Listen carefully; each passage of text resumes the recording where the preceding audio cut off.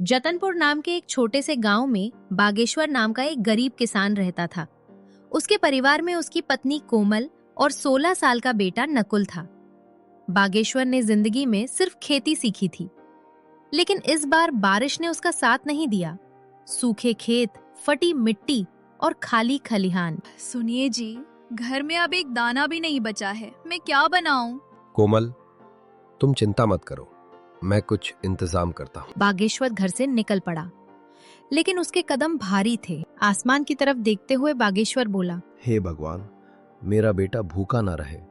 अब तो जमींदार के पास जाना ही पड़ेगा। आइए बागेश्वर भैया, कैसे आना हुआ?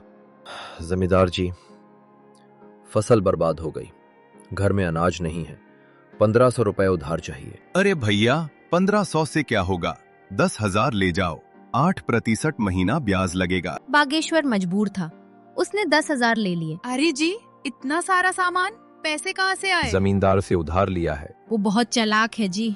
लेकिन उस दिन घर में खीर बनी और कई दिनों बाद हंसी गूंजी। नकुल अपने दोस्त सोमनाथ के घर गया। उसका घर बड़ा और सुंदर था। नकुल बेटा, सुना है तुम बहुत होशियार हो। नहीं अंकल, बस पढ़ाई करता हूँ। मैं तुम्हारी पढ़ाई का खर्च उठाना चाहता हूँ। ये सुनकर नकुल की आंखें भर आईं। अंकल, ये सब क्या है? ये शेयर मार्केट है, यहाँ पैसा दिमाग से कमाया जाता है। क्या मैं भी सीख सकता हूँ? जरूर, लेकिन याद रखना 3 नियम: डिसिप्लिन, कंसिस्टेंसी और रिस्क मैनेजमेंट। कुछ हफ्तों बाद नकुल ने लालच में एक पेनी स्टॉक खरीद लिया। स्टॉक गिर गया।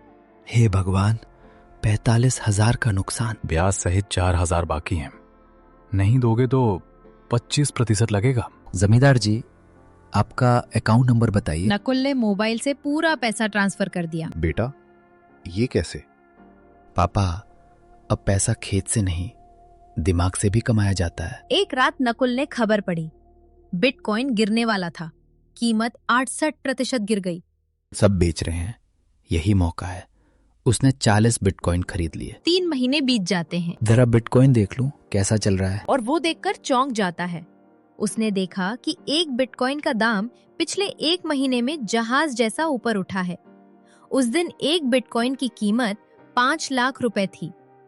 40 बिटकॉइन के हिसाब से 1,40,40,00,000 का प्रॉफिट दिख रहा था। ये तो 1,40,40,00,000 का प्रॉफिट है। और वो अपने मम्मी पापा का आशीर्वाद लेता है, लेकिन उनसे कुछ बताता नहीं है कि क्या हुआ है।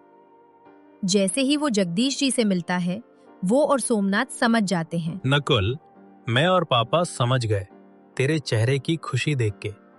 बता सकता हूँ कि बड़ा प्रॉफिट बुक किया है। भाई, यहाँ मेरा दिल 180 का रफ्तार पकड़ लिया है। अब नकुल और सोमनाथ ने मिलके गांव में सोलर पैनल लगवाए और बोरिंग करके उसमें पावर मशीन लगवाते हैं, जिसकी वजह से अब गांव के किसानों की पानी की चिंता खत्म हुई।